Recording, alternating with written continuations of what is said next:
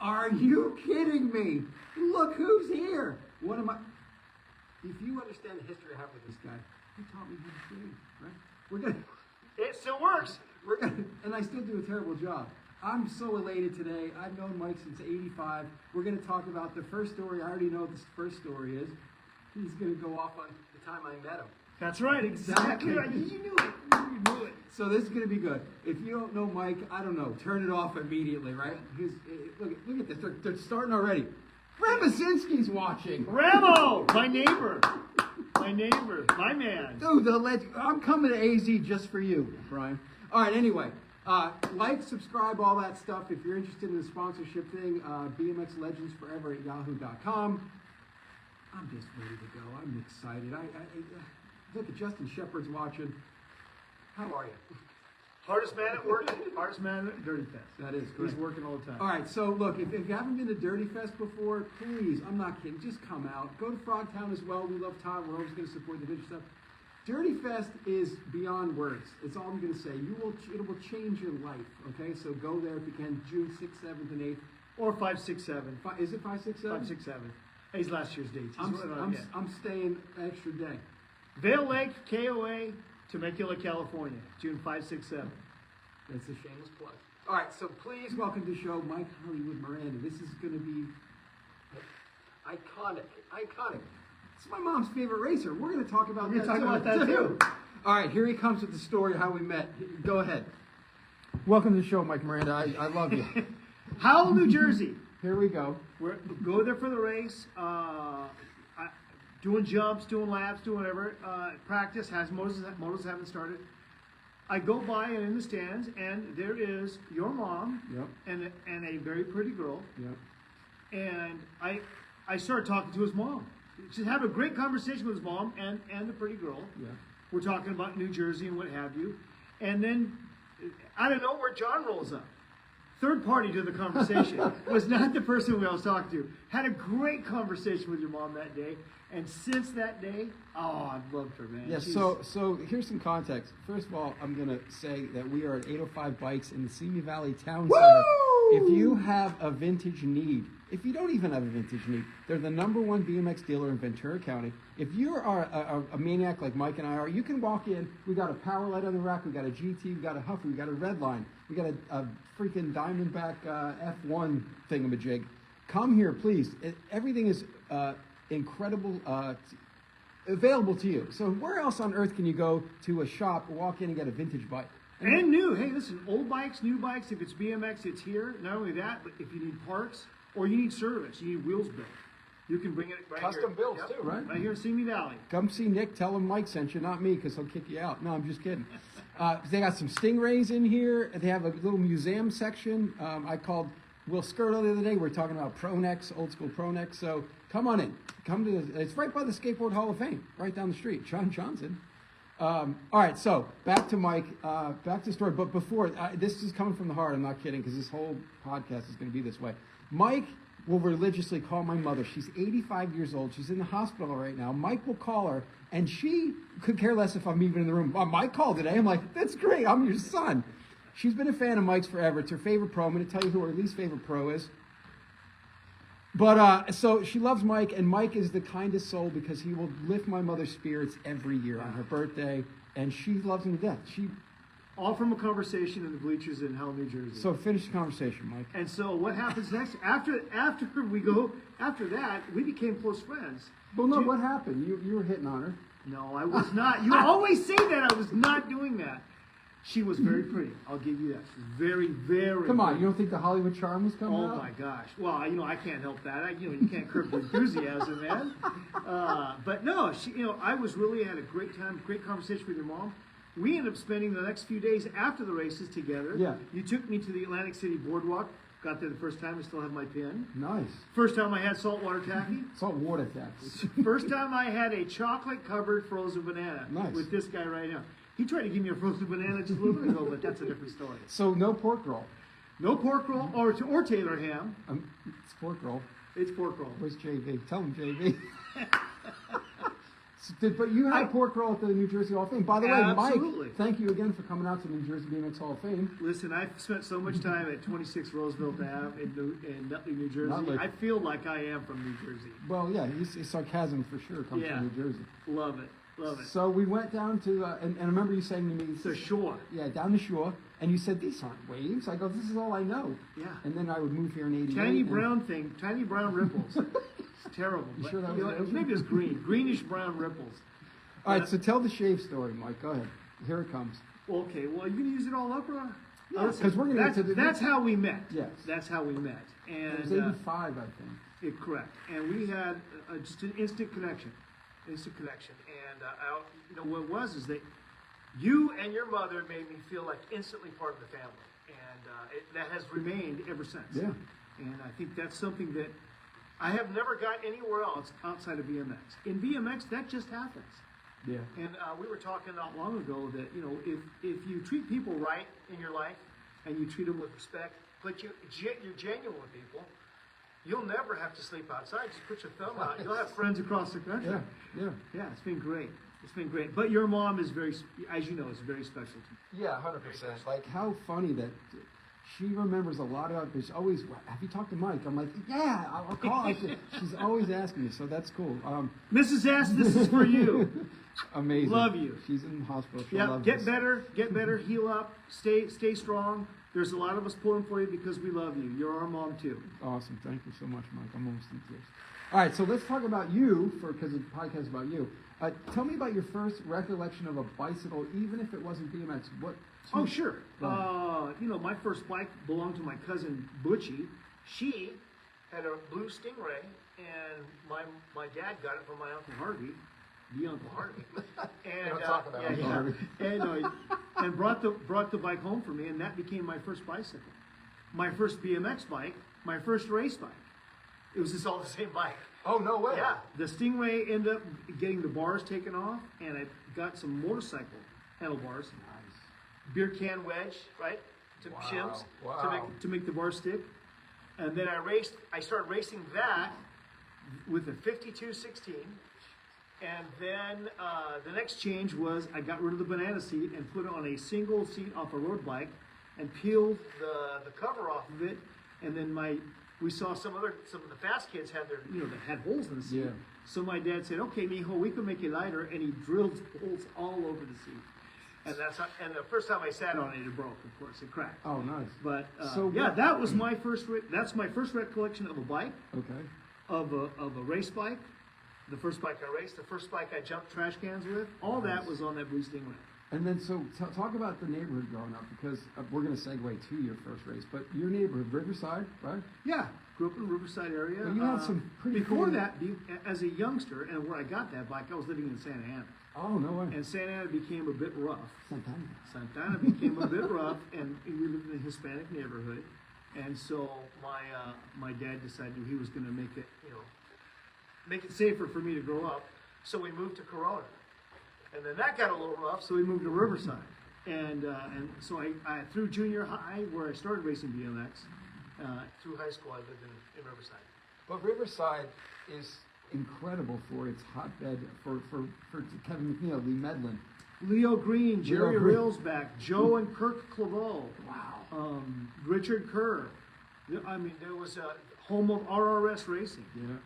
It was home of Bandito, Dave's Bike Shop, the Steady Peddler. I mean, it really was the mecca for BMX. We've had several BMX tracks in Riverside, and the best jumps and riding spots were in Riverside too. Jones and People came with fly-ins to ride Jones, Twin Palms. Yeah. G-Force, all those spots that, some of them were there before I started, thanks to Wow. Kevin McNeil and Leo Green. And So what year would have been when you first got that bike? Like, how old were you? oh my gosh, it would have been 73.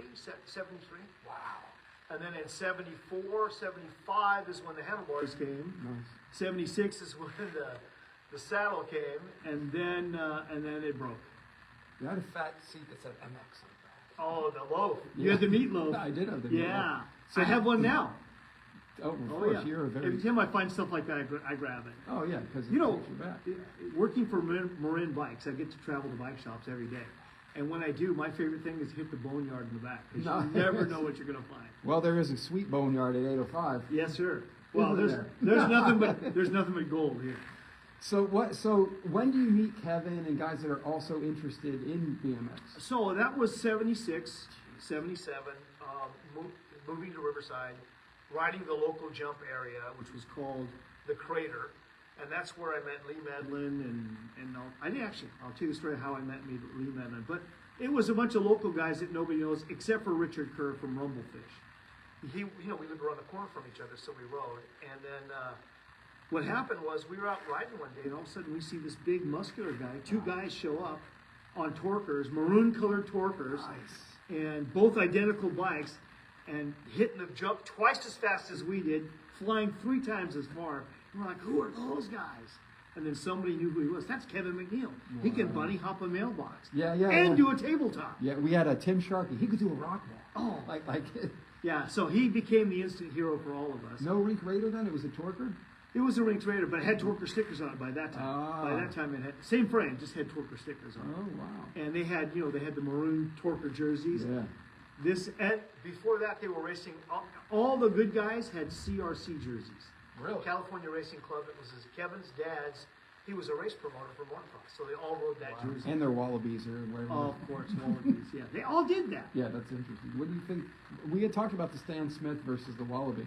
Stan Smith, you didn't like him? I tried them. No, I tried them. You know, the funny thing is Vans had their first store right there in Corona, so that's what we had for school shoes because they were cheap. Those were and then at Christmas you would, or back to school you would get a pair of nice shoes. Okay. And so I got Adidas. And I got Stan Smiths because David Clinton and Tinker Juarez wore Stan Smiths, so that's the shoes I wanted. And I wore those in school because I was super cool, right? Yeah. Wearing Levi's cuffed up, a T-shirt, and those shoes.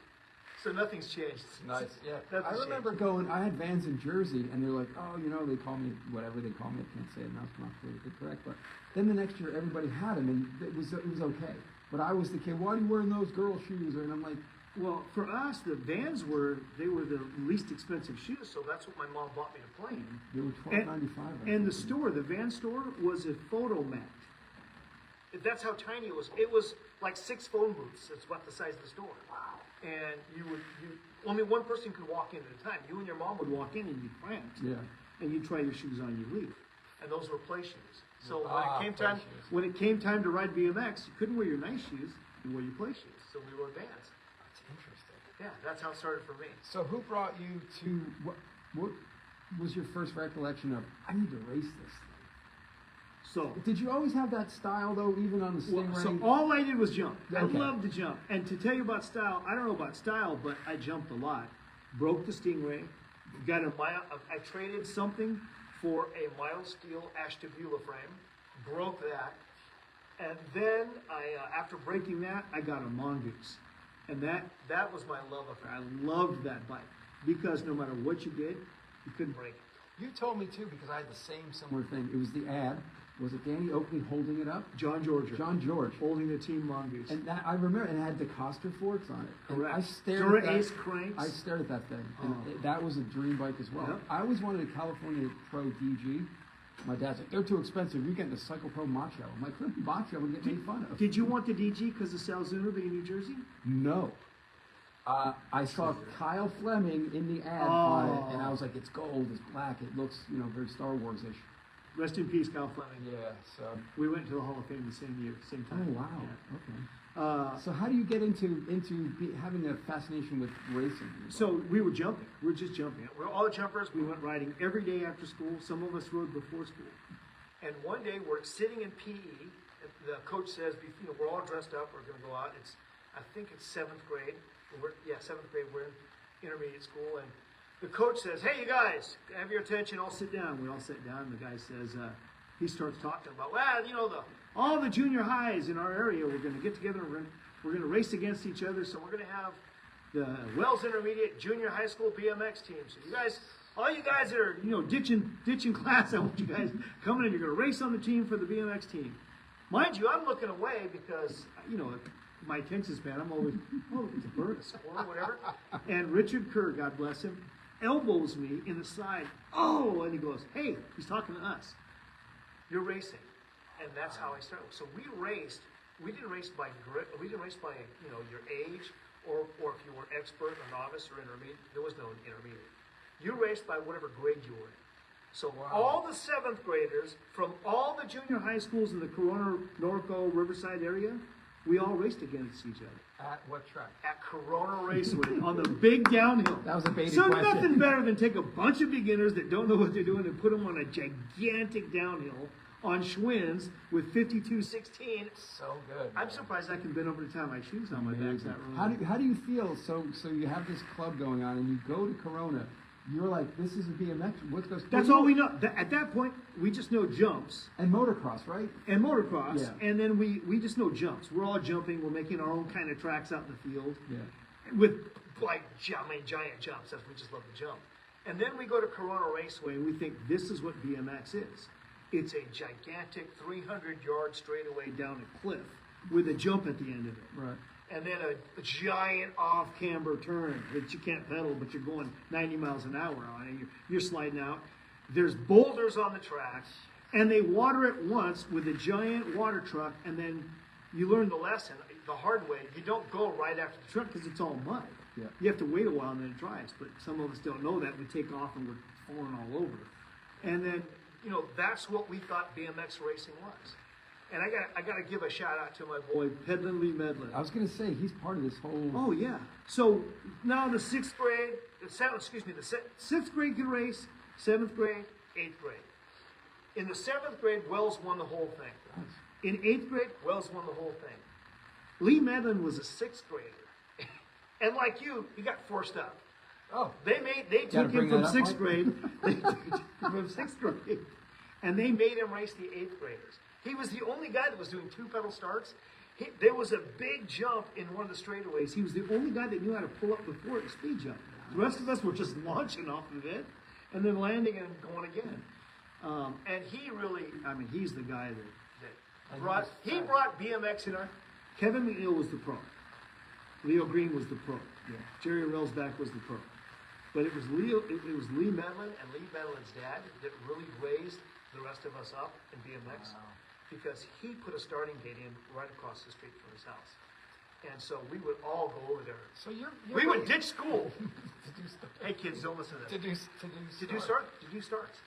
And you're at Corona, so like Probably the most iconic track. Would you consider Corona the most iconic track of all time? Oh, Would- certainly. Yeah, Certainly. that's Yeah. what I was thinking. It would stand the test of time today. yeah. It was just a great, long, big, gnarly. And then if that wasn't enough, at the last race they built a gigantic pro section that went further up the hill. And then you would be coming, thanks Stuart, Stu Thompson with a tractor built this other straightaway that came down at a 45-degree angle. And then there was a gigantic jump. Then you landed on the gigantic downhill. Nice. It was amazing. And then tell the story, because I've heard of how you paid for your races once you started racing at Corona. Well, If no one's heard this, it's pretty iconic. It's a two-part story. First of all, I don't come from wealth, and so in order to race, once after junior high school racing ended, if you want to keep racing, you had to join the NBA, and so you have to race the regular races. And the regular races, I didn't realize we were paying I think $3 for our entry fee for junior high school. Then if you wanted to race the next day at the regular BMX races, I think entry fee was like $7. I was like, whoa, way outside of what I was going to be able to afford to pay. I was mowing lawns in the neighborhood for $1, 50 cents to $1, to make enough money for entry fee. Well, come to find out in the NBA, to stop sandbaggers, if you didn't have a membership, you had to race expert. I heard about that, yeah. So membership was $15. There was no way I was going to afford that. I mean, I had to stop racing for a year to get enough to buy that. So I started racing expert. Dude, come on. Smoked At Corona. at Corona Raceway. Yeah. Plus, if you're a novice, you had a green number plate and it was ugly.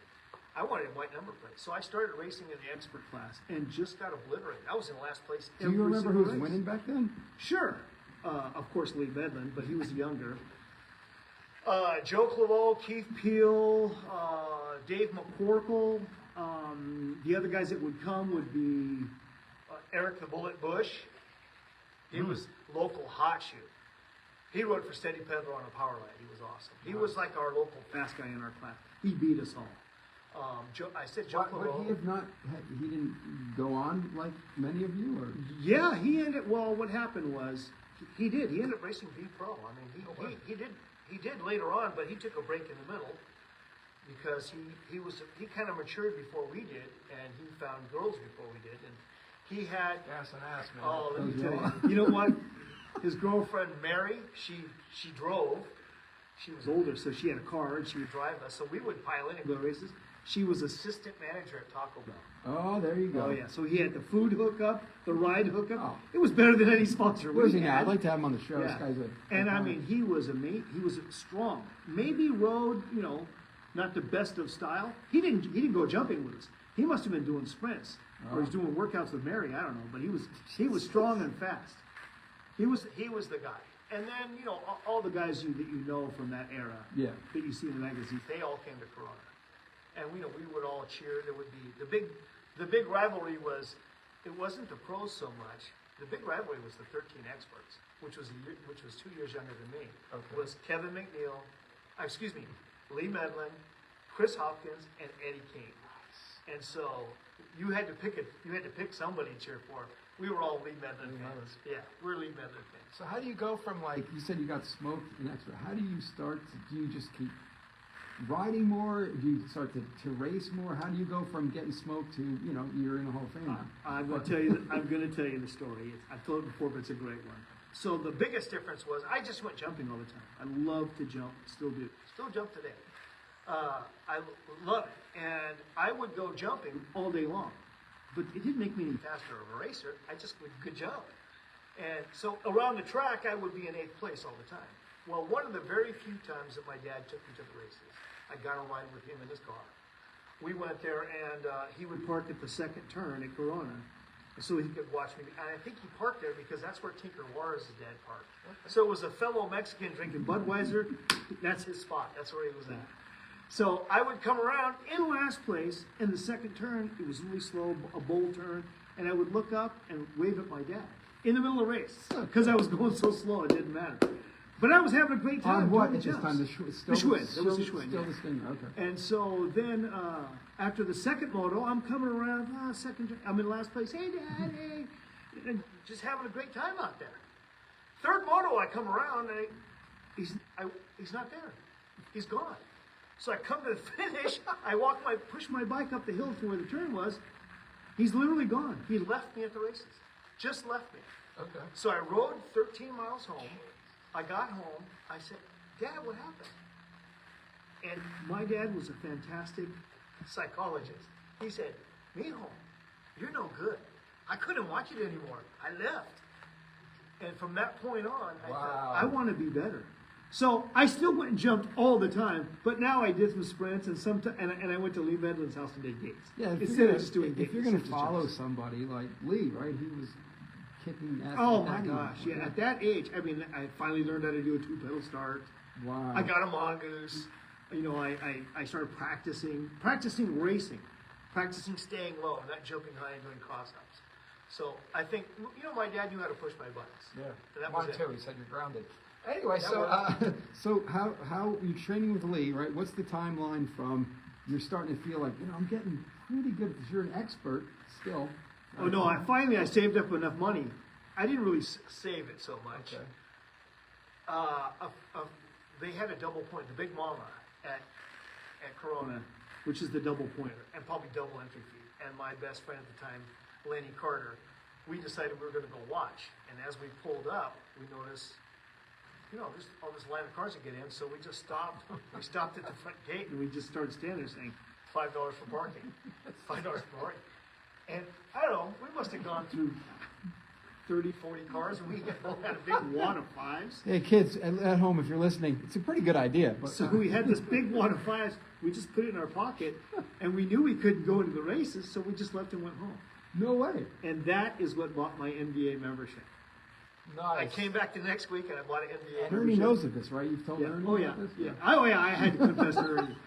I confessed to Ernie. I probably owe him another $45 after my membership. So did you see a difference on the mongoose? Oh, night and day. And you could your jumping was probably evolving. Geometry, the turning, the bottom bracket was higher off the ground. It was just amazing. So do you think that and training with Lee brought you to this next level? I think my dad's prodding of, hey, you need to train, you need to work at it, you need to practice me more. And the group of friends that were all faster than me, and riding every day helped. But then the style of riding changed. Instead of the jumping and not hitting any backside, don't even care about that, to actually pulling up and trying to learn to balance and all that stuff. That's what made the big difference. Okay. And then it all came together. Did you Months later, Yeah. I was racing. I was winning. I won novice classes, and then I went to the And NBA then you got Grands. yelled at? No, that was me. Yeah, and then I got moved up because I had enough wins.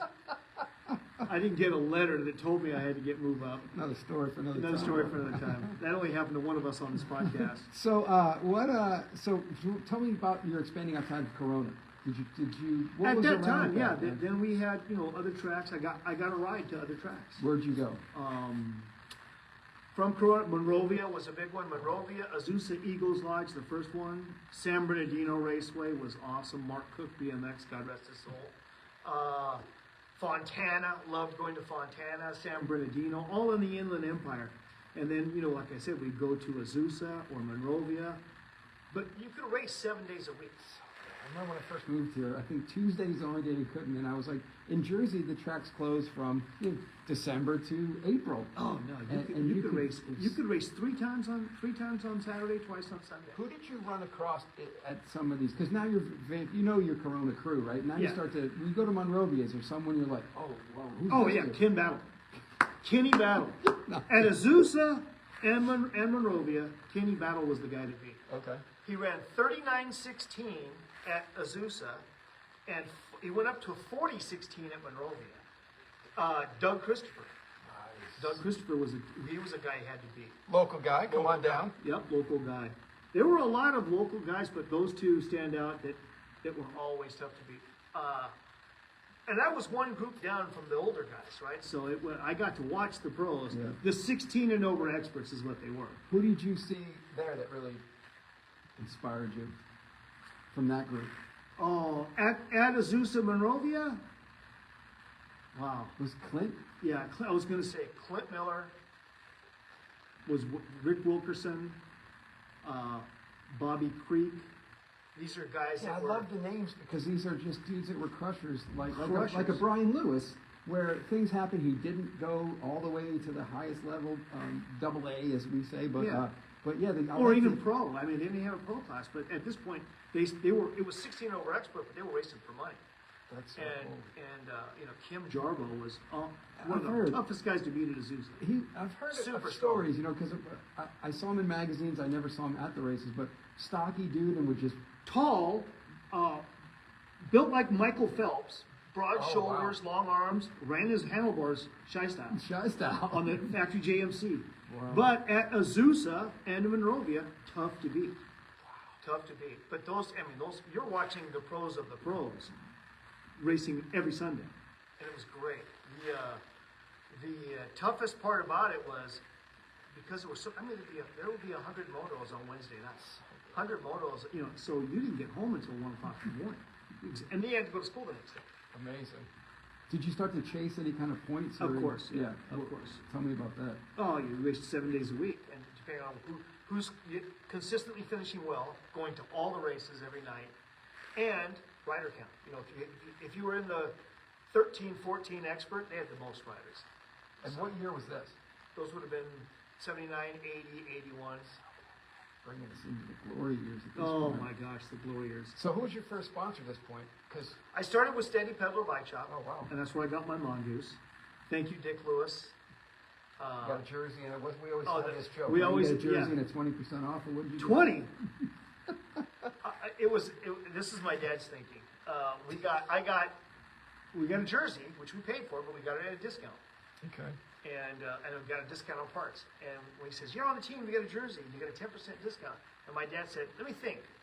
You get 10% off, but I pay 7% tax? You only got a 3% discount. I hope Nick from 805 is not listening because he treats me way better than the old days.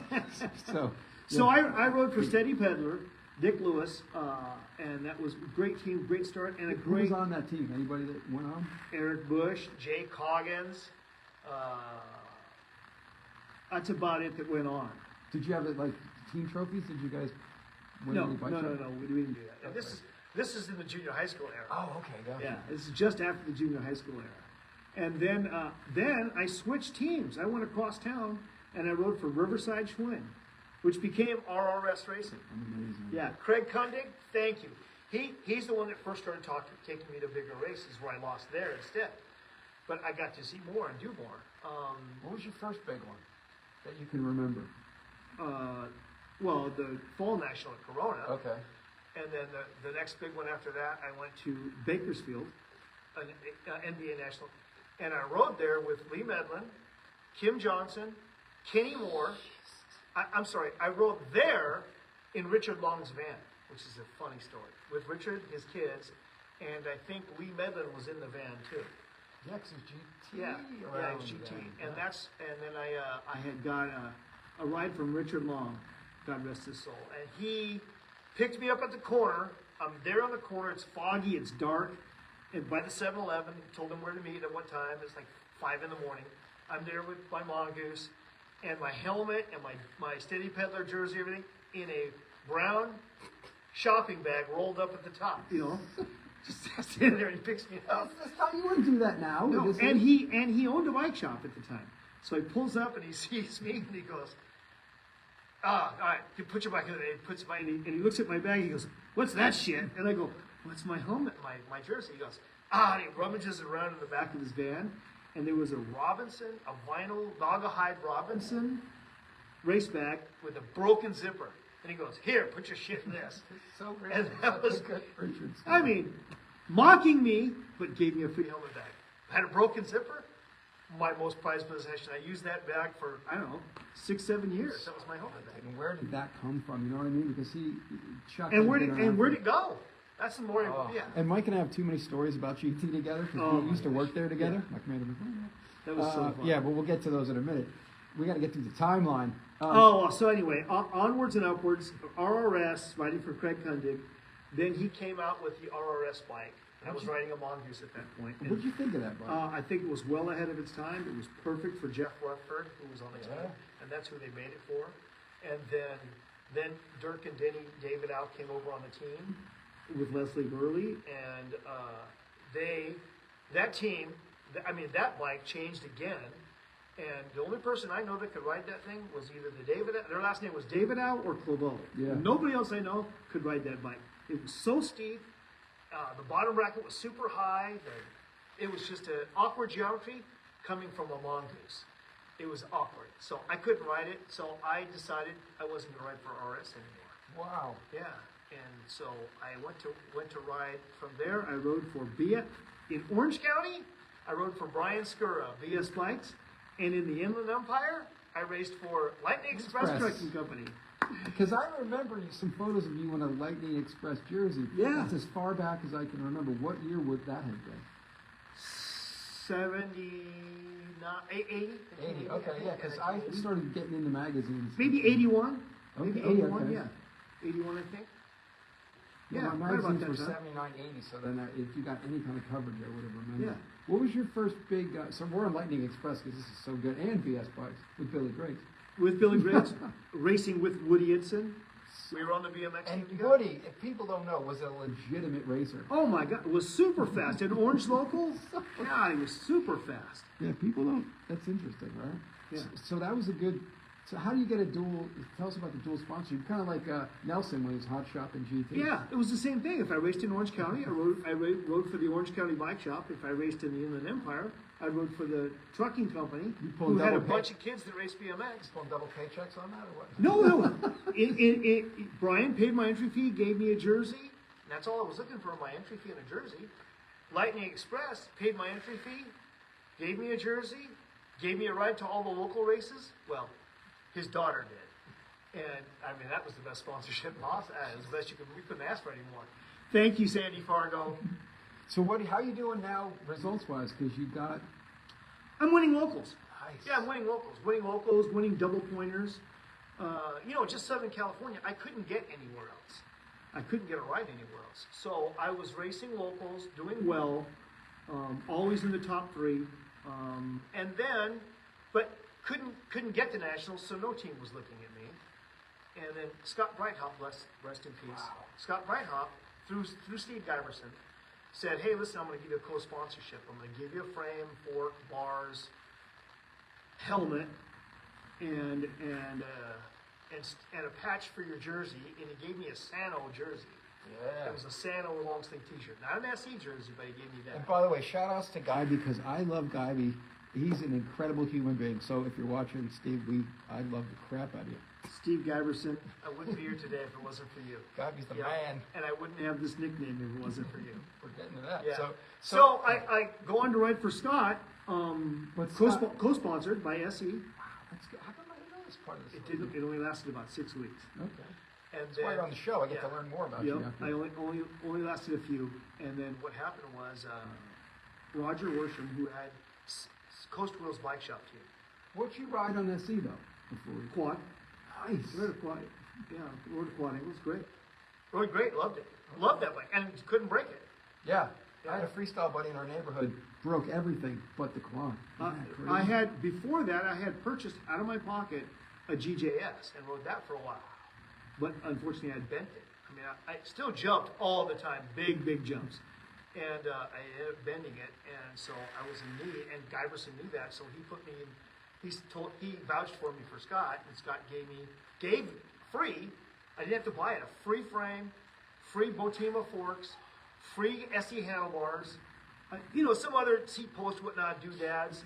Stuff, And- though. Yeah, stuff. It was Gotten great. before, yeah. I never got that before. I was on top of the moon. But again, the challenge was I couldn't get to the next level. And Roger Worsham owned Coast Wheels Bike Shop, and he decided he was going to make his own frames. And it was the birth of CW Racing. And thanks to the Zierzel family, Andy and Billy, your dad was amazing. Lyle was our starter. He gave me races took me everywhere. And when I was riding SE, Mr. Zierzo gave me rides everywhere. I would get to Norco, and then we would go on from there. So I got to race all over the western half, but I couldn't get to any nationals outside of Southern California. So you're on Coast Wheels. And you're just... No, I'm not on Coast Wheels. But Lyle told Roger Worsham from CW, "You should sponsor this guy." Okay. So he says to me, "Hey, listen, we're going up to this national in Washington. If you want to go, I'll give you a ride." And I was like, "And I'll pay your entry fee." And I was like, "Well, all right. Yeah. Heck yeah. You're going to take me to nationals and you're going to pay my entry fees?" Okay.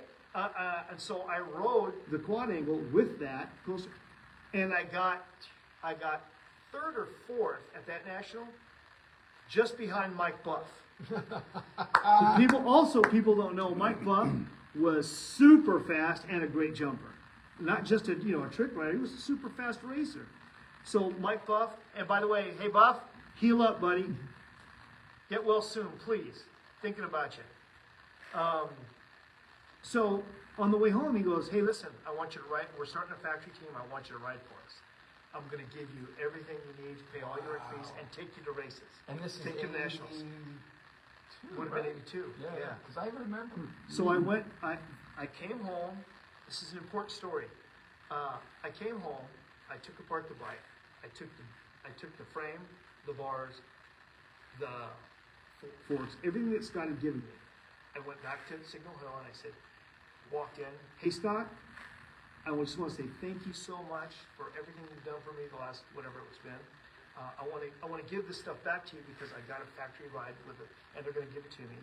And I'm sorry the sticker, I'm keeping the helmet, but I'm giving, here's this, and he cursed me up and down. Oh man, he was so mad. I have these plans for you. You're gonna go out, and I was like, Did you feel that Roger Roger had a better. sure, absolutely. You felt it. What I felt was he was paying my entry fees and was going to take me to nationals. Yeah. That's all I felt, because to get to the next level, that's what had to happen. And selling that stuff to my friends was not an option with my dad. You take something from somebody, you use it. If you're not going to use it, you say no, thank you. Amazing. When you're done using it, you give it back, or you ask to give it to somebody else, but you ask first. That's the way I was raised, and still what I do today. Yeah. Same guy today. You said to me, you want my number plate, or do you want a brand new one? I said, I'll take yours, number 17. So I rode your plate. So my that started CW, and Were you the first? Oh no, there was already a team that came from the bike shop. They were the Coast Wheels team, and most of them moved to the CW team. Okay. But then as the team progressed, it was the bike shop guys, Henry Moreno. I'm going to blank some of these. Eric Schroeder, Tony Denham, Mark Wilson. We called him Bruno. Robert Swick. Okay. Some guys that went on to, and of course Andy Zierzo. And so some of those One guys, of the reasons I go to Dirty Fest is Andy. some for of sure. those guys moved on to the factory team and did well. And then Roger started picking up bigger, better riders, national riders. Roger Z. Moore, Jeff Moten, Billy, right, at that point. Billy Griggs from from BS Bikes. And then Debbie Kelso, Danny Steppolite, and then of course my favorite rider on the team, Tracer Finn. Nice. Yeah, my brother, Tracer Finn. All the stories I could tell you. And then we had Clarence and Anthony Perry, Chopper, and Earthquake, and then we had a guy who had a bigger influence on me than he'll ever know, Randy Street from Florida. I remember Randy. Yeah, Randy Street, and he and Bobby Strasburg came out from Florida, and they did a tour. And while they were on tour, Bobby rode for RRS, and Randy rode for CW. And I got to spend some time with those guys. And Randy really kind of took me under his wing a little bit, and I learned a little bit about what it is to be a pro. I was just a 16X, 17 expert then, but he was kind of took it upon himself to, hey, don't do that, tell that guy this, and cut that guy off, or whatever. Jump the gate if you can, and whatever. He was, gave me some. What was your first CW national?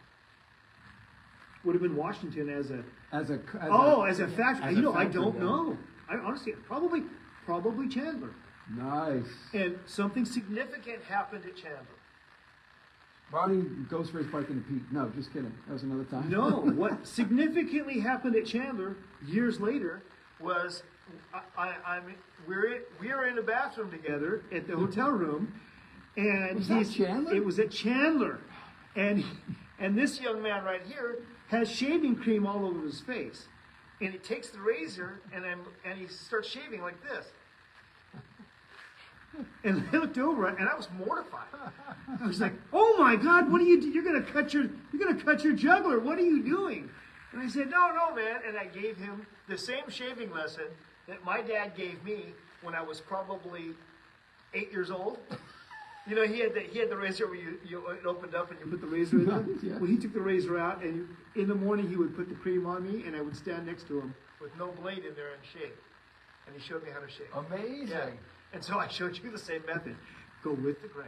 Yeah. I just did it this morning because of that. That was Chandler. I remember Robbie Morales picking me up at the airport, and he was just beat red. I go, "What's going on?" He was just blazing hot. out It's here hot out because here. we all came from Jersey, and we flew to Chandler just to get out of the weather. Yeah. Christmas Classic indoors. Yep. And then we go to Chandler just to get some sun. They called it the Winter Nationals, but it was 100 degrees outside. Yeah. And I remember at Chandler, you could stand on the starting gate. If you stood on the starting gate, you could look out 100 miles in every direction, and all you saw was cotton fields. And now they're going to have to do something with the track because there's nowhere to park because there's houses all the way up to the parking lot. And I want to tell you something. Thank you, Isaac from Big Bike BMX. Isaac did me a solid. When they were tearing down, tearing down the starting gate, and they put in a new hill, a new gate. We got a piece of concrete from the starting gate from Chandler, that's so and I had it on my good. desk. And then when they tore down the original tower, which is only like a year ago, when they tore down the original tower, he actually No saved me a way. piece of wood. Sorry about that. I'm gonna hit the red button. Okay. Oh, my mom checking It's in. it's Where's someone- Mike? It's someone from the 805. They're coming in. Yeah. So I like Chandler. It was, because we didn't have a lot of training time, so you would go to Chandler with just instinct because you just wanted to get out of the snow, have a good time. I like that. We always looked at you guys coming out from the East Coast thinking, oh my God, they're so white. Nobody has Yeah, any you couldn't, tan. they couldn't tell in. And they all had basement muscles from lifting weights in the in the basement. Christmas Classic, you couldn't tell how white we were because it was indoors. It was a little dark. The only thing is Bart McDaniels was that white year round because he's from Washington. So fast. So fast.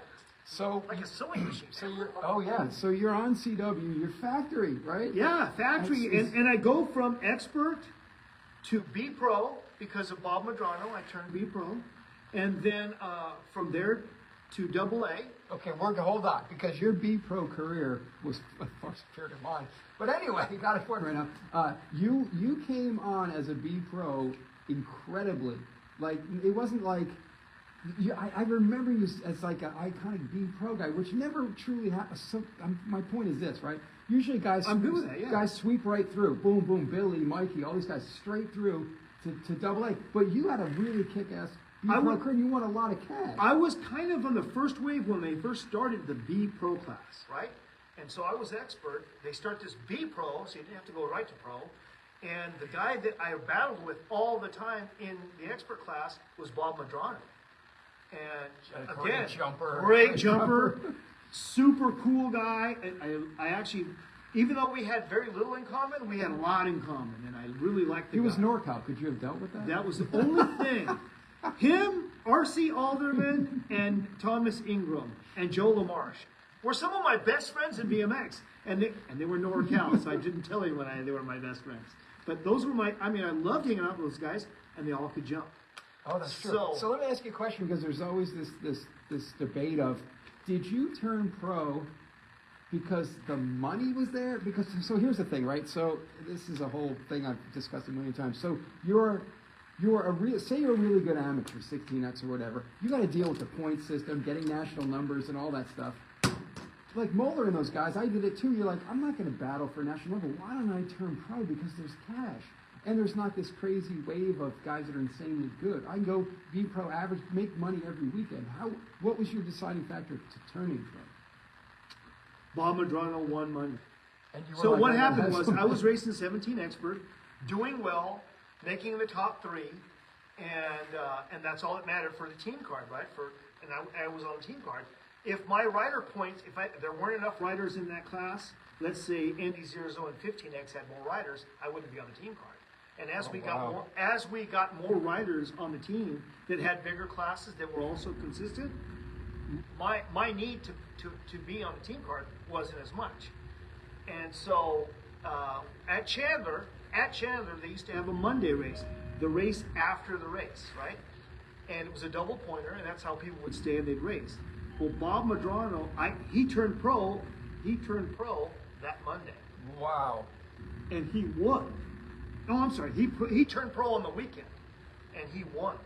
And that night in the hotel room, he was all nervous, and so I helped him. He was counting the money on the bed, and I had a bar of soap, and I was writing the numbers on the mirror as we were putting it up, how much he won. And at the end, I looked at that number, and I said, I'm turning pro. Nice. And the Monday after, I turned pro. No, Roger didn't care. No, he said, yeah, you can go, you can do it. And you had to have two pros sign your Nice. Who'd application you to have? pro. I don't know. Steve Schobert was one. I remember okay. that. Steve Schobert was one. I can't remember who the second one was, but Steve Schobert was definitely one. I want to give a shout out to someone that's watching right now. You guys may know him as the king of pork roll. It's tell him JV. Yeah, JV, my best man. JV. And John Johnson, of course. So it was for you. It was just a money thing, right? It was Absolutely. And I went from being semi-consistent in the amateur, but not great, I didn't blow any weight, but as soon as I raced for money, it was a different program. And that's and what you were, I remember. it just it launched me into a new sphere of training, of desire, of determination. Was racing for money, and I could see, and it was. I've heard people say, is it the fear of losing, or what you gain from winning that motivates you? And I used to think it was the fear of losing, but it really isn't. For me, it was the glory of winning is what really motivated me. Yeah. The dollars. Now I am half Mexican and half Jewish. Maybe could be something like that. I don't Something know. in there. So it could be something in the mix. But I remember, you got to tell us the story of Mark Miranda.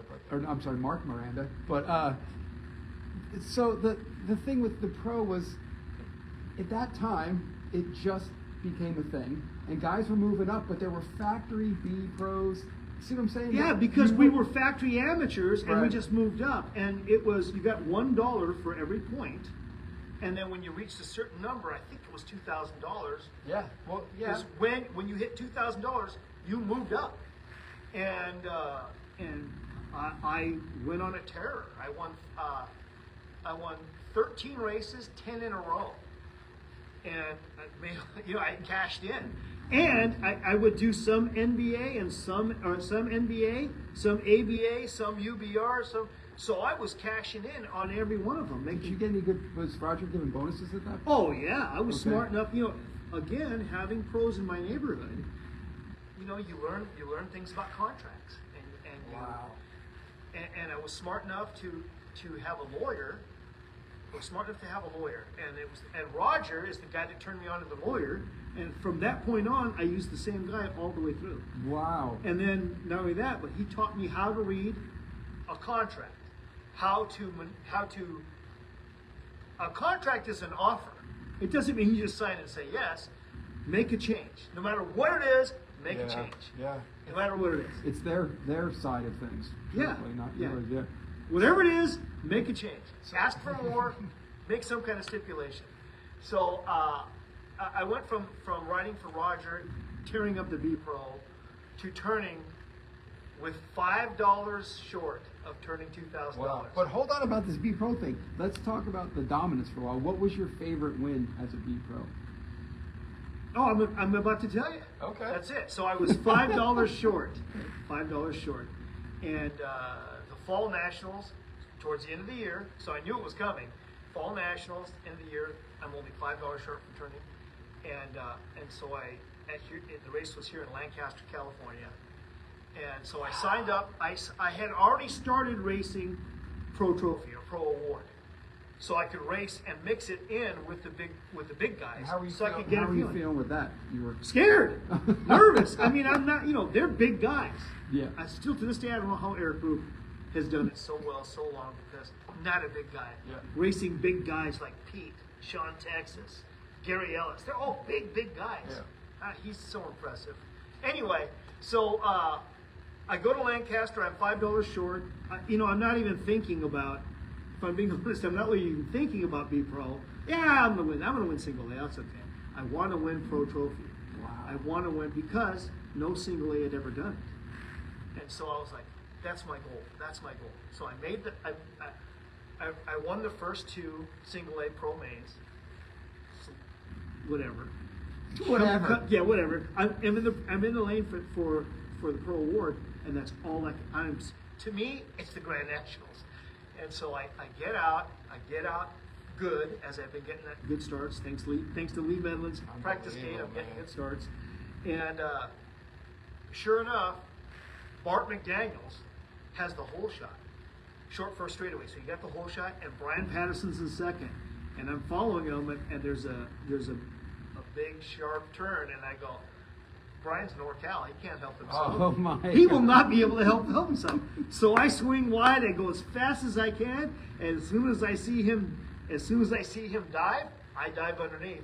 So he goes up and pimps Bart, and I slide through, and I was, Wow. Dude, I rode like I stole that bike after Wow. that. No matter who was behind me, I was just sprinting. And that was the race with the jump contest, right? It is, yeah, same one. Yeah, Cosmolo won or something. Yes, correct. With a With clear visor. Yep, and John Anderson's rear wheel.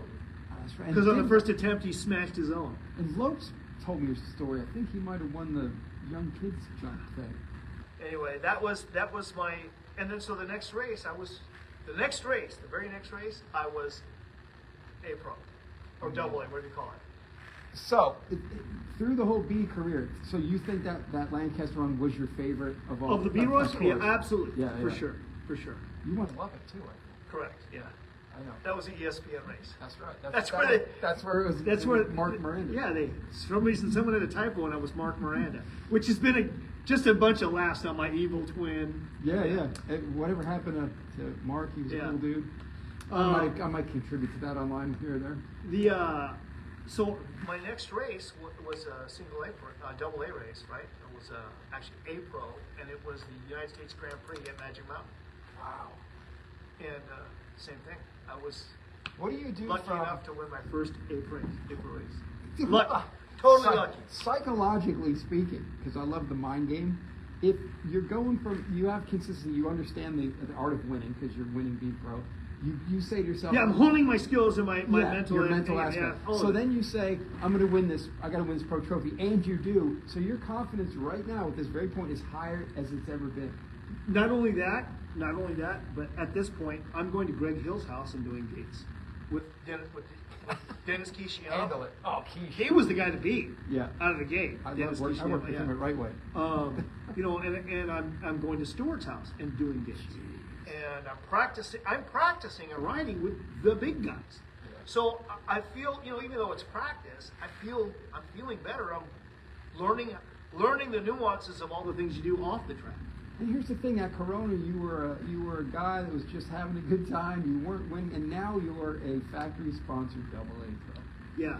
and doing all the other things that a factory sponsored double A pro, like Answering fan letters. Sure. Well, you're the Doing best all- at that to doing ever all that live. stuff, I'm going to be yeah. honest with you. We've talked about this.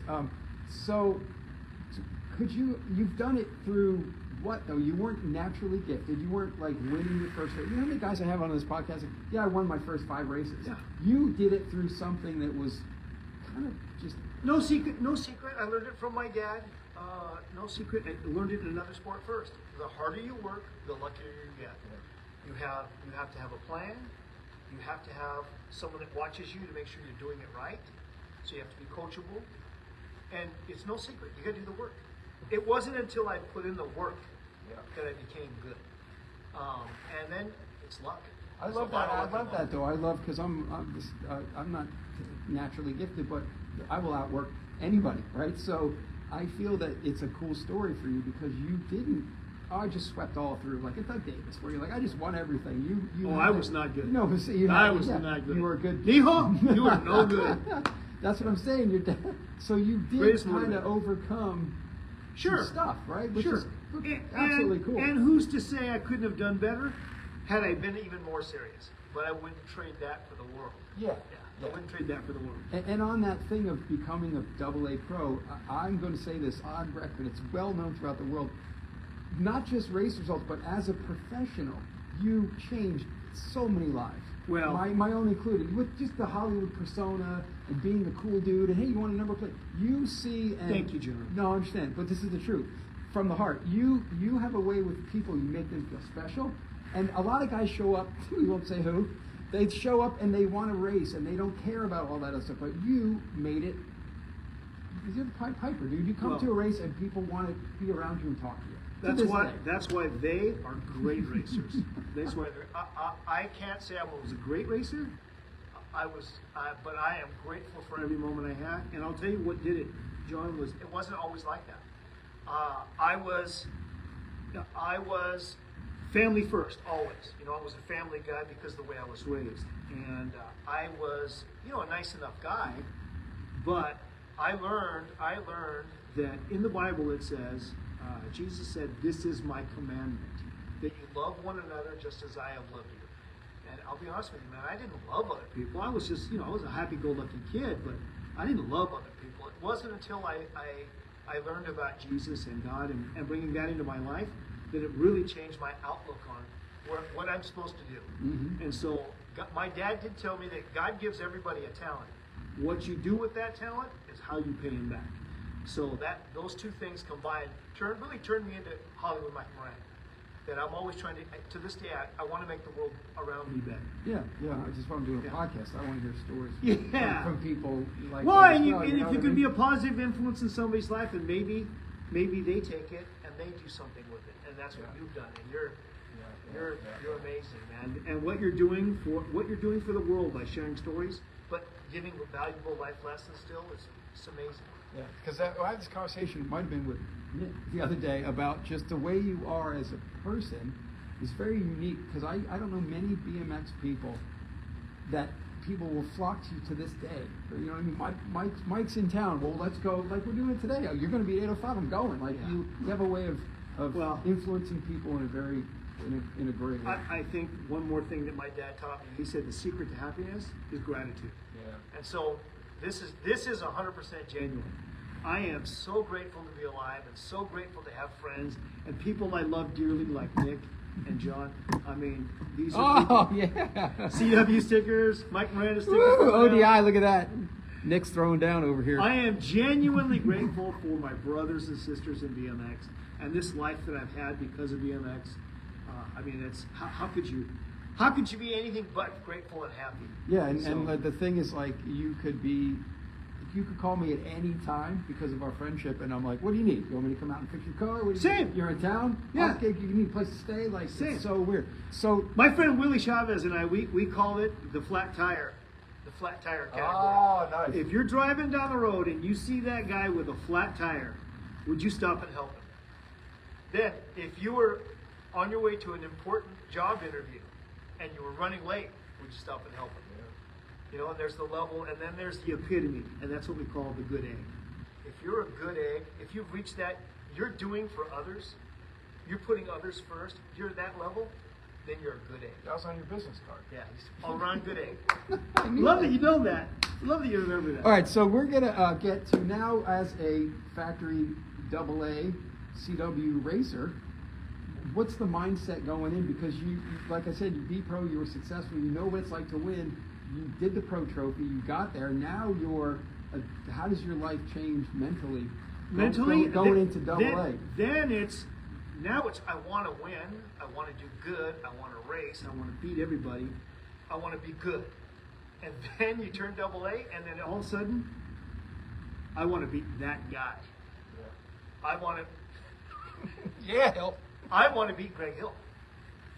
I mean, that was There was one guy I wanted to beat. beat Greg Hill. And you have an epic story about when you finally did, and you asked him Yeah, something. yeah. Well, so he said, I don't, The magazine. We've learned a little later on that the magazines had a lot to do with prodding the story on, Of course. and pitting people together. together just to make content and make the story better.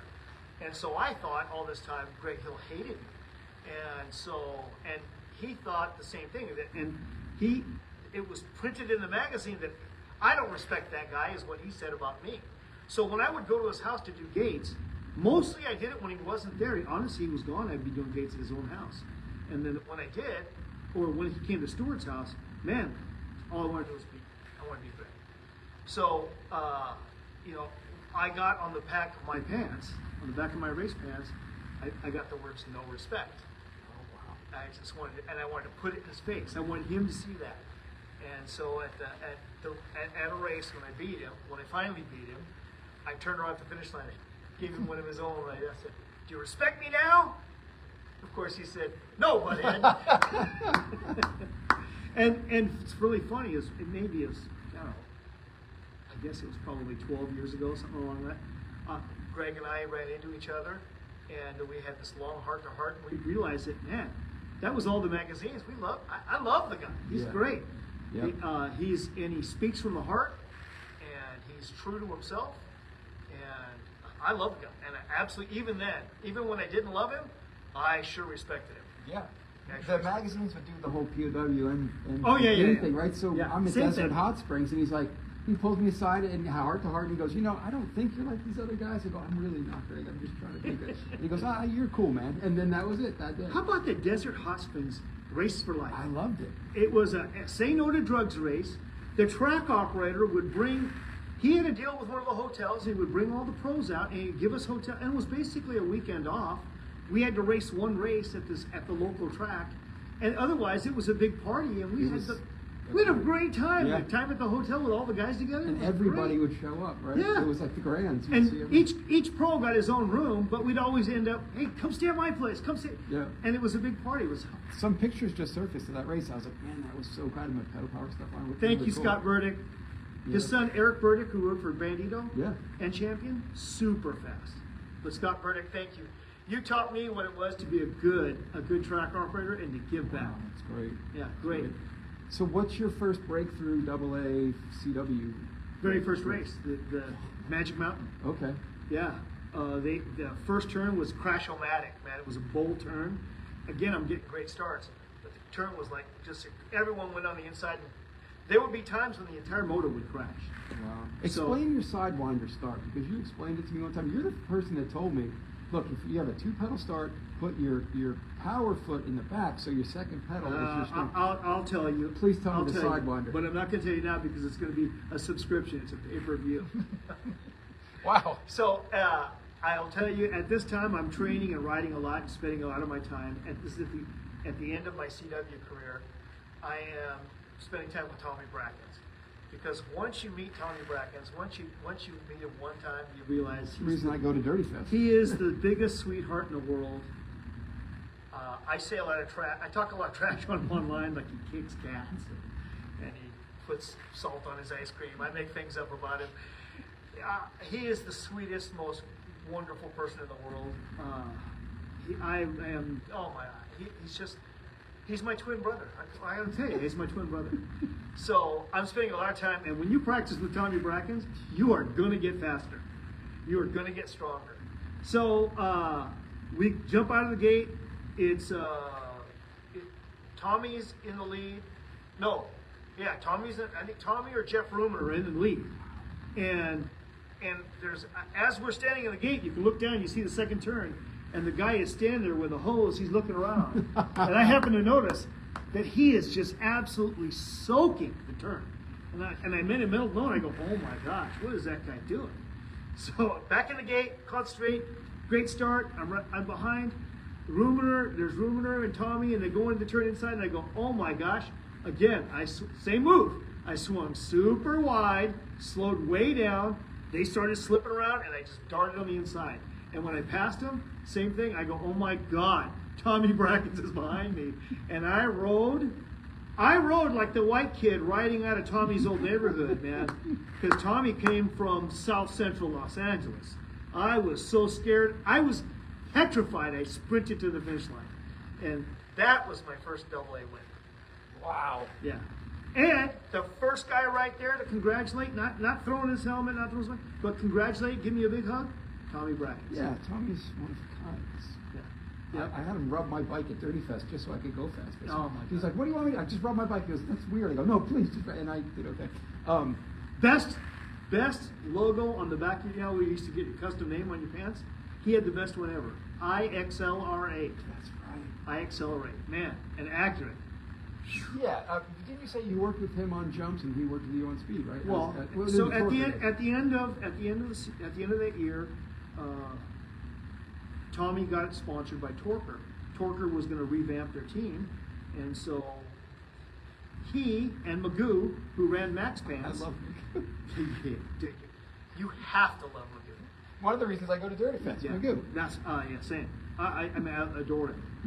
He's the funniest guy in the planet, bar none, and the wittiest. So smart. Anyway, Magoo and Tommy said, "Hey, listen, we're starting this thing. You know, you should come ride for Torker." And when I was like, "Well, yeah." But it must have been hard, though, right? Oh, it was hard. It was hard to leave Roger because Roger brought me up. Roger really brought me to adulthood in BMX. And so, but going to Torker was a whole different thing. Now it was a contract. It was you're going to be a professional. I moved out of my parents' house, and Tommy moved out of his parents' house, and we moved in together with our team manager Mike McLaughlin and Magoo. We lived in apartments right on top of each other, and that was crazy stories. From that time. You were the messy, Tommy was the clean. Correct. We were the odd couple. But Tommy taught me how to be strong. So we rode every single day, and you know, I would get up and say, "Are we doing sprints today?" And he'd go, "Yeah," and that's okay. I'm ready to go. And he goes, "No, not right now. And then we would ride all day long. We'd ride at parks, thanks to Mike Franzi and Kurt Williams and Kevin Harlow building that place to ride. We rode there every single day. And then after we were done and we were tired, then we did sprints. Then you did sprints. Because Tommy taught me that everyone's fast in the first straightaway. It's who's fast in the last straightaway. You gotta be strong when you're tired. So that year I won the biggest races because of Tommy. Tommy taught me how to go fast. You won. And I taught him at the end of the year. He was unbeatable because he learned how to jump. Because we went to parks every day. You're like, I'm going to show him some knowledge, but man, this is going to. The best, listen, I really didn't show him anything. All I told him was, slow down before the big jumps. Dude, you've got a 10 bike length. Your lead is so huge, just slow down, take the jump, and make it an 8 bike length lead, and then you just pedal again and leave him. Amazing. But he was, and then the next year he just dominated. He won And everything. That torquer was a little short, wasn't it?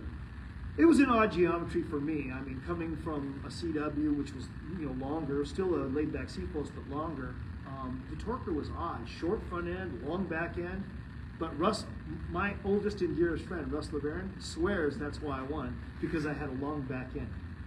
But I mean, going from torquer to Hutch to the shortest back end, I loved that bike. Yeah. That bike rode so good. It was such a great jumper, and it was so fast out of the gate. How do you not love Hutch? I'm the ultimate Hutch fanatic. It was the greatest bike I ever had. A futuristic Hutch Harley. Futuristic black, otherwise known as trunk paint. That's true. Z-bar or whatever They call it.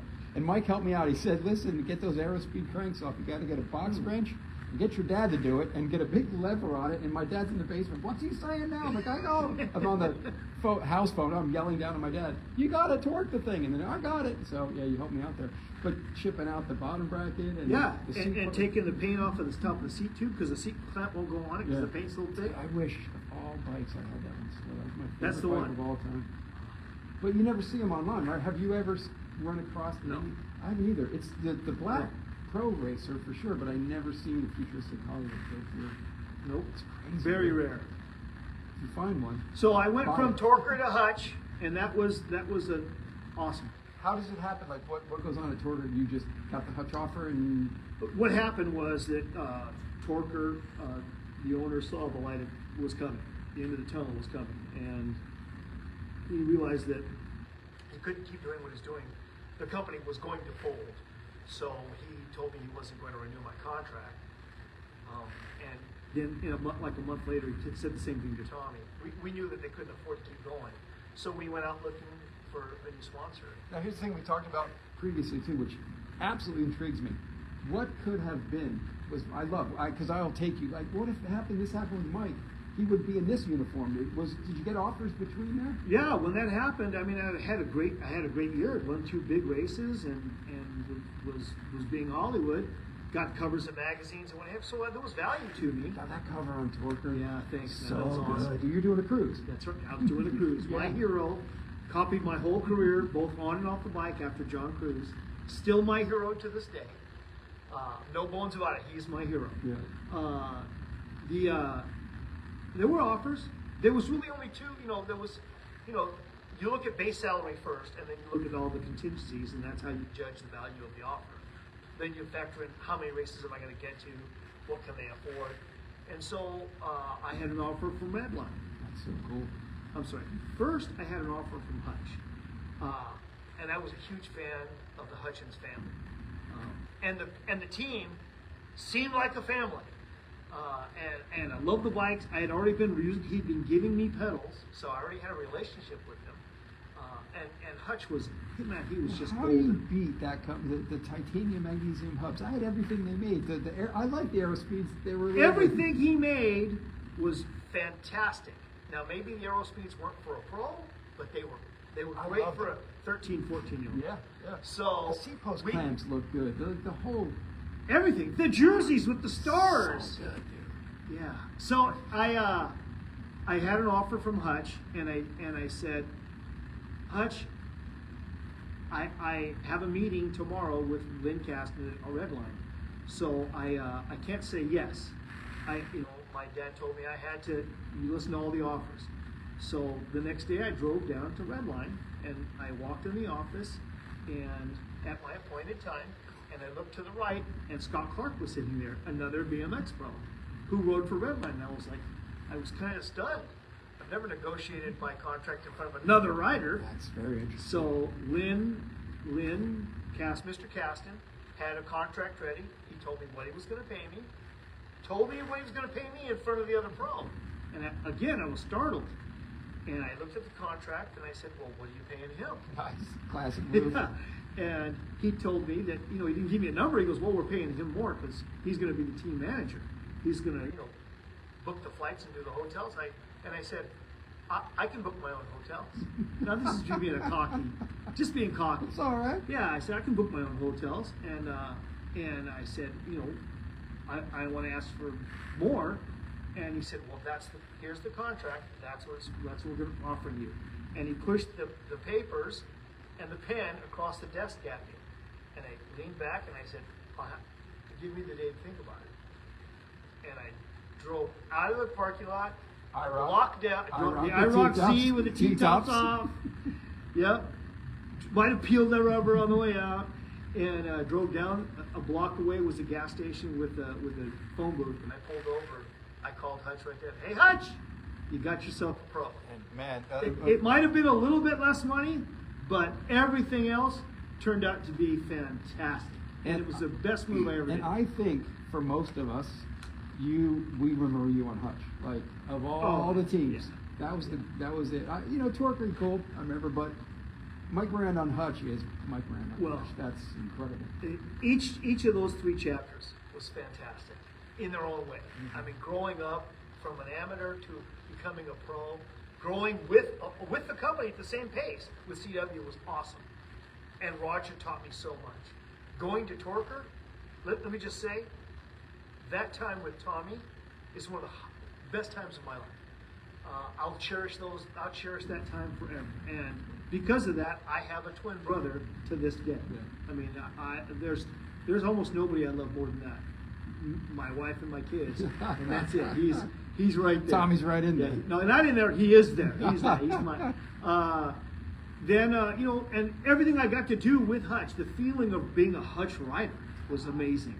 And all the places Hutch sent me to promote BMX and Hutch was great. And I made so many great lifelong friends in France, in Holland, Germany, England. I mean, all over the world. Tahiti. I just had such a great time. you had the JT hookup then. Oh, So of it was course. like you were And the so relationship motivated. I had with John and Rita Gregory. They came to my wedding. I mean, I'll always, I feel to this day, thanks to Magoo, I had Max. But, I mean, JT. because you had the moto look, man, and then you had the pink stuff, and you had all the JT pink stuff going So on. great. So great. Man, I'm just so lucky to have the career I did and the friends and the family I've made. The family I've made.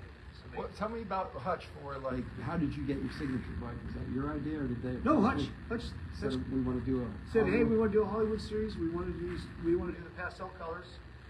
And he said, you can change the frame any way you want to. You want to make a custom frame? I was like, no, I love this bike.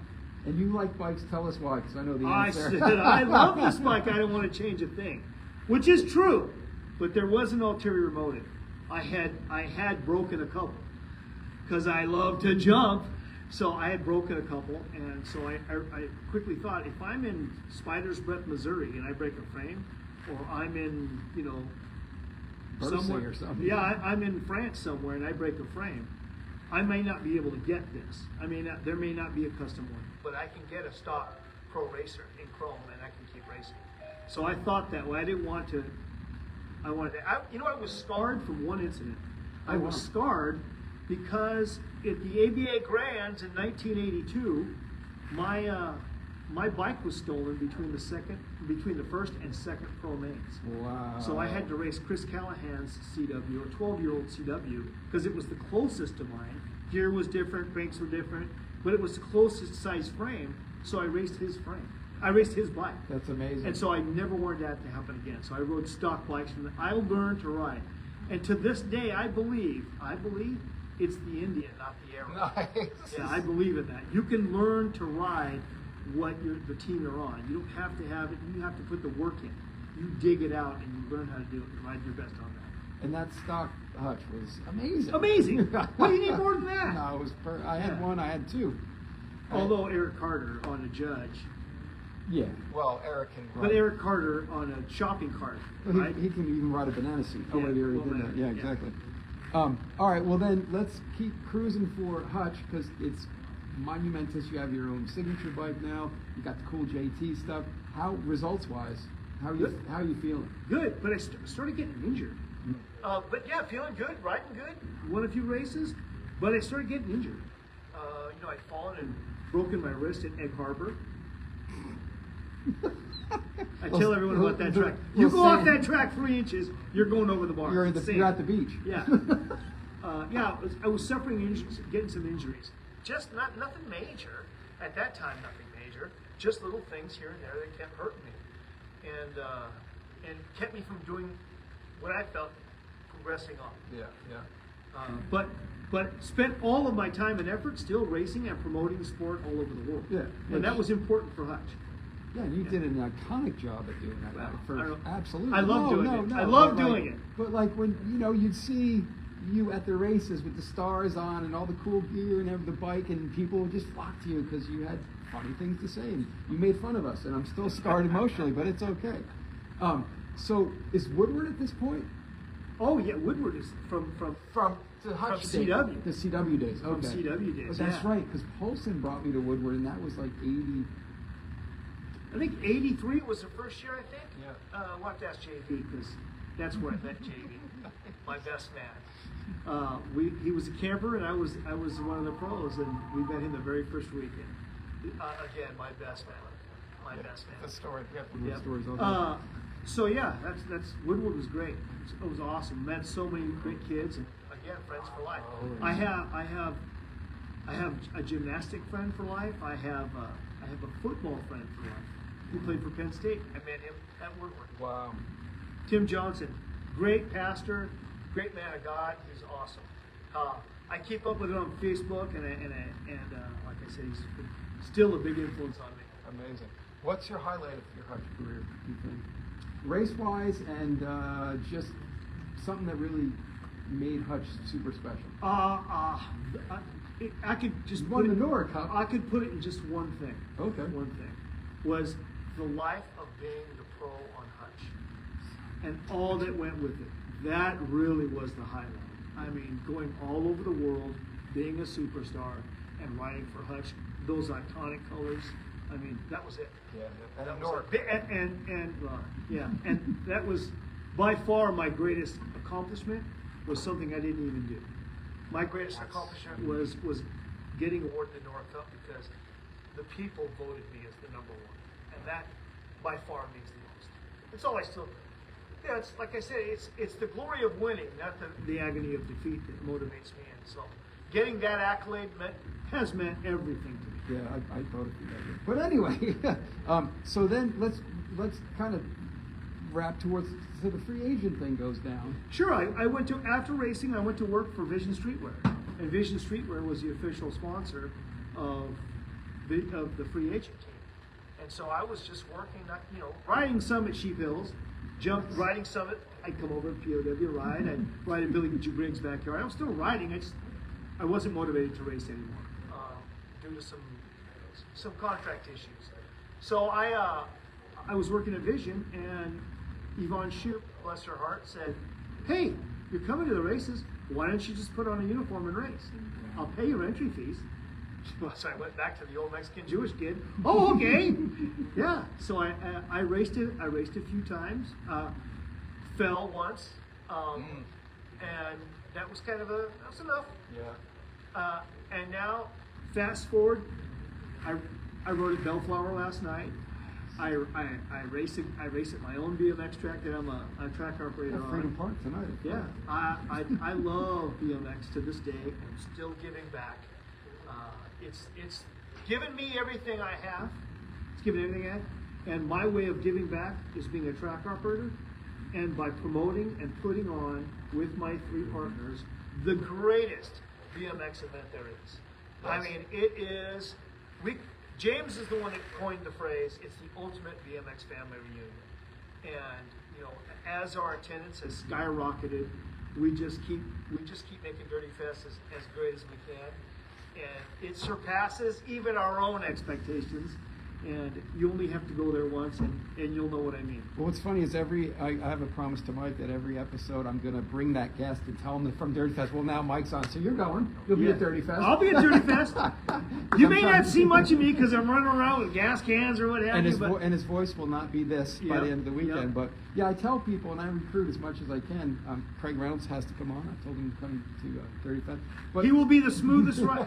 Daryl's there. If Daryl's racing, he'll be the second smoothest rider there. And I tell people it's a magazine opened up for you as soon as you walk in, and I always tell people you won't get 5 feet without there's Greg, there's Gary, there's Mike, and you're just I'll tell everyone that on Monday your face hurts. Your face is sore from smiling and laughing. It's amazing, and I don't care if you ride a freestyle bike, if you ride a race bike, if you ride a vintage bike, if you ride a Strider, if you ride a big bike, you're a BMXer. And you're welcome to our party. You're part of our family, and we want you to be part of it. And there's some things something happened that was interesting because as time goes by, you see someone they're 8 or 10 or 12 as you're racing. I was standing in conversation with Andy Patterson, and there's a guy standing there, and we're talking, and guy goes, I got to go back to my car. He goes, all right, Carl, come back. And I go, Carl, that's Carl Butler. And I went, that can't be because he was, Bushy. Yeah, he was, 4 foot. One of my all-time favorite families. Yeah, Carl Butler's family. His mama was, oh man, sister, love, just So awesome. he comes back, and I'm like, I have to apologize that you were a little kid when I was racing, and now we're going to lunch every time.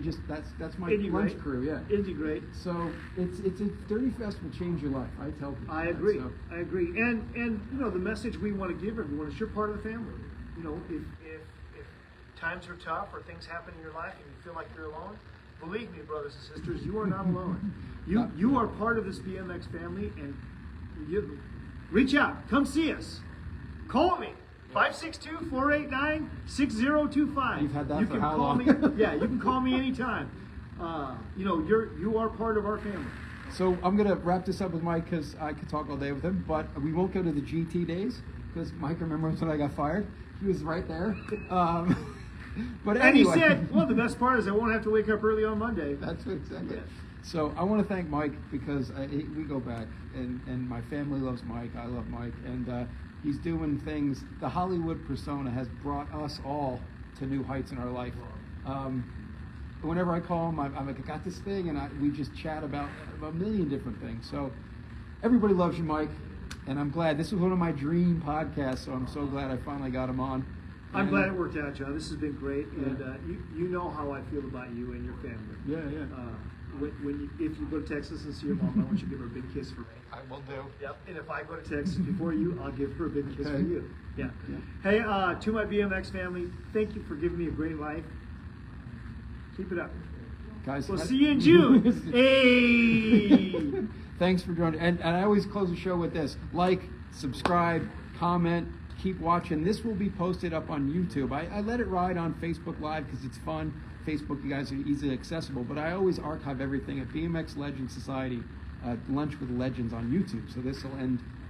It'll have its life on there too. So head out to Dirty Fest and And a big thanks to Nick at 805 Bicycles. in Simi Valley. Come to the Simi Valley Town Center and go down memory lane. Right over here is the start of a wonderful rack of beautiful vintage bikes. So Oh, James is going to get mad. Hey, I forgot something. Dirty Knobs Podcast. Every other Sunday. Check us out. We just talk old school BMX. Eric Carter, myself, and James Vicente, the Dirty Knobs. there you go. And happy birthday, Charlie Williams. Speaking of Hutch. Happy birthday, Rob Lane. Rob Lane. Yes, that's right. I sent him a message this morning. So, all right. Thanks for watching. And I always close out the show with "Get out and ride."